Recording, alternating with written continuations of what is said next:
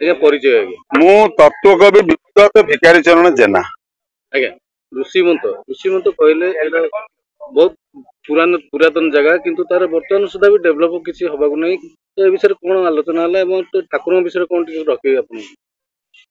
ଆଜ୍ଞା ଆଜି ତ ଆଲୋଚନା ସଫଳ ହେଇଛି।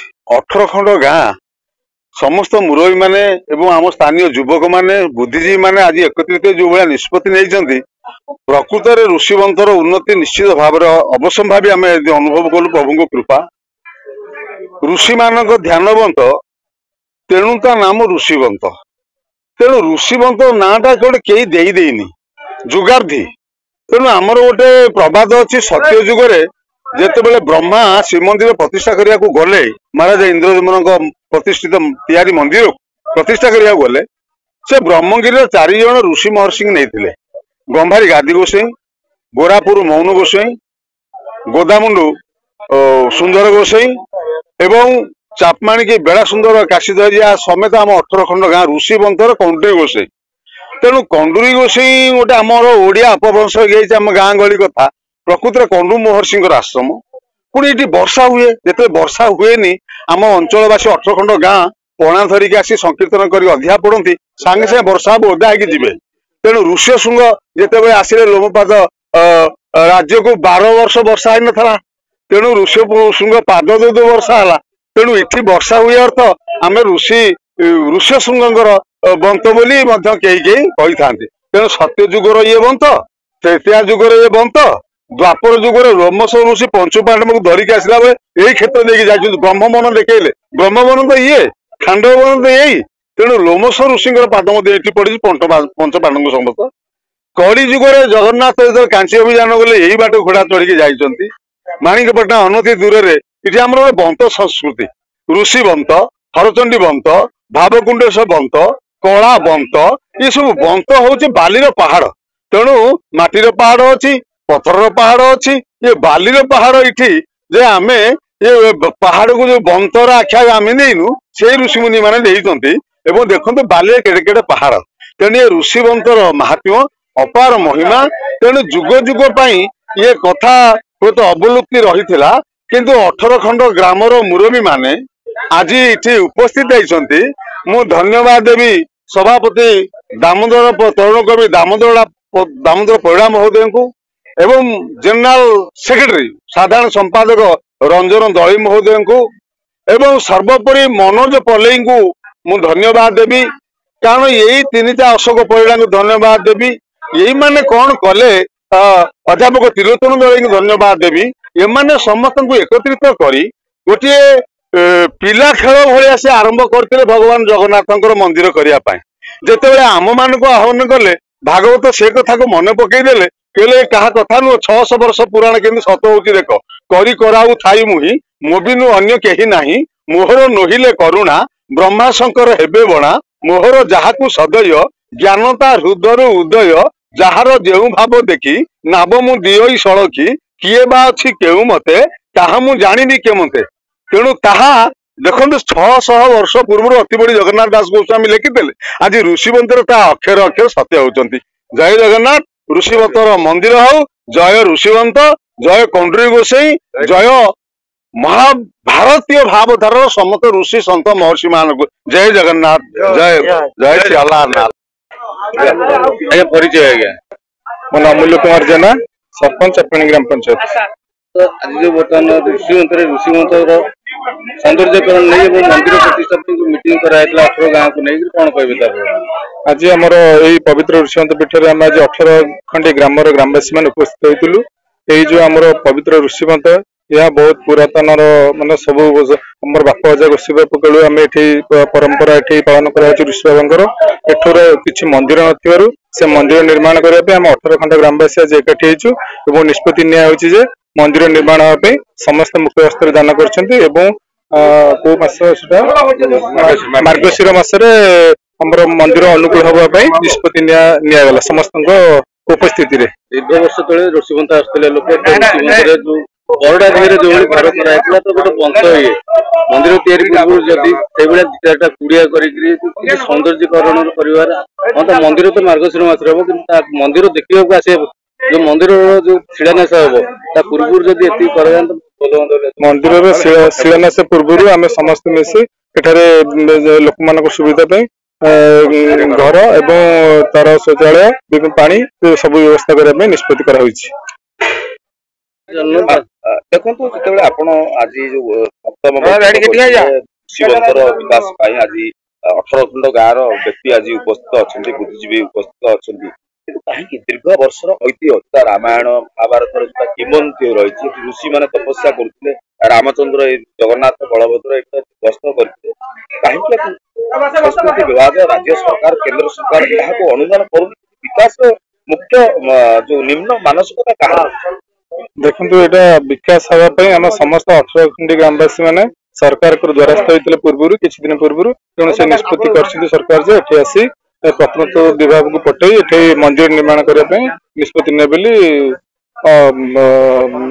आपण आमर कमिटी मान निर्देश देते पर्यटन स्थली भाव में आगामी दिन राज्य सरकार यहाँ स्वीकृति देवे आप सरपंच भाव में देखो आमर पर्यटन स्थली हाँपाई आम पूर्व आम 7 दिन पूर्व मंत्री को आमर जी अच्छा संस्कृति मंत्री भेटी आमर कमिटी से भी जो मैंने प्रतिश्रुति देते स्थान को पर्यटन स्थल रूपे घोषणा करने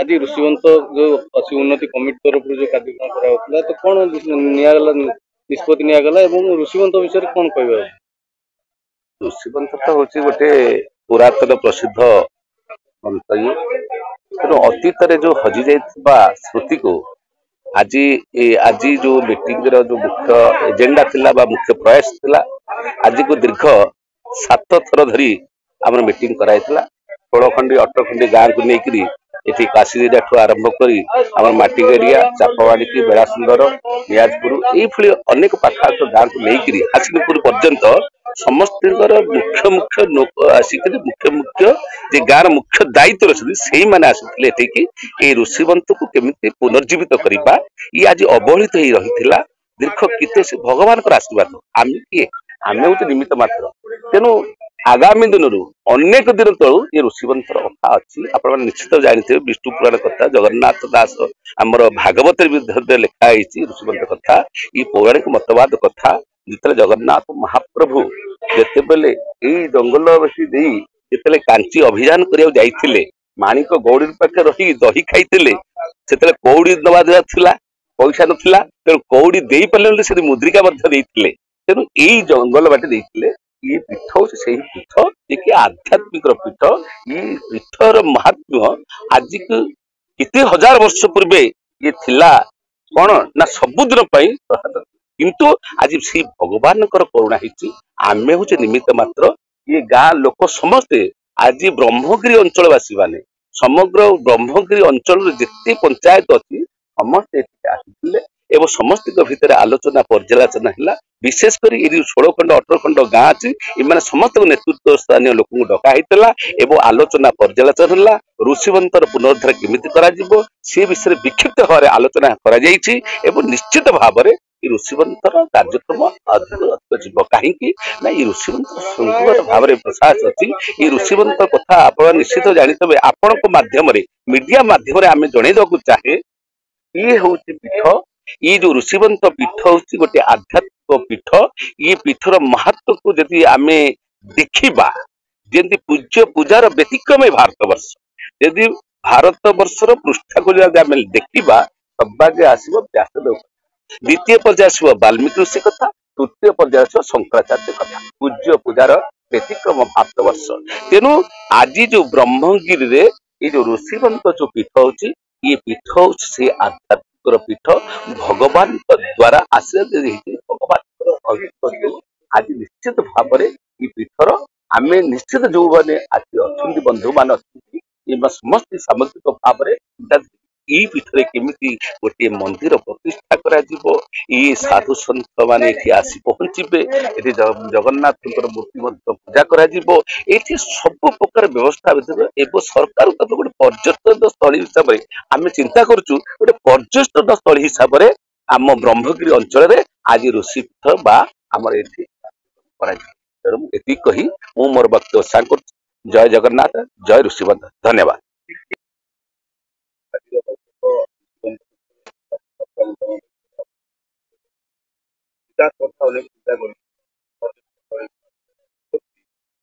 मंदिर कथा आज कौन कले गाँव ग्रामवासी कौन आगामी कौन कार्य ना रंजन कुमार दले मु श्रीक्षेत्र पंचकोशी ऋतुष्कोशी ऋषिवंत कमिटी साधारण संपादक दायित्व अच्छी आज 18 खंड गाँ ऋषिवंत निकटस्थ समस्त 18 खंड गाँ को डक जाता 16 खंड गाँ उपस्थित थिले 2 खंड गाँ अनुपस्थित थिले एवं सर्वसम्मतिक्रमे निष्पत्ति नियागला। कवि दामोदर परिड़ा महोदय सभापतित्व करुथिले एवं समस्त मान्यगण्य व्यक्ति माने पूर्व आप देखिथे आप मीडिया उठे सबू मान्यगण्य व्यक्ति मैंने आसते प्रत्येक गाँव सभापति साधारण संपादक आसते एवं ऋषिवंत एक भव्य दिव्य संस्कृति संपन्न ऐक्य परंपरा विहित इतिहास प्रसिद्ध पुराण प्रसिद्ध ऋषिवंत एक विशिष्ट मंदिर निर्माण करा जिवो आज सर्वसम्मतिक्रमे निष्पत्ति नियागला। नमस्कार करुच्ची। जय जगन्नाथ, जय ऋषिवंत।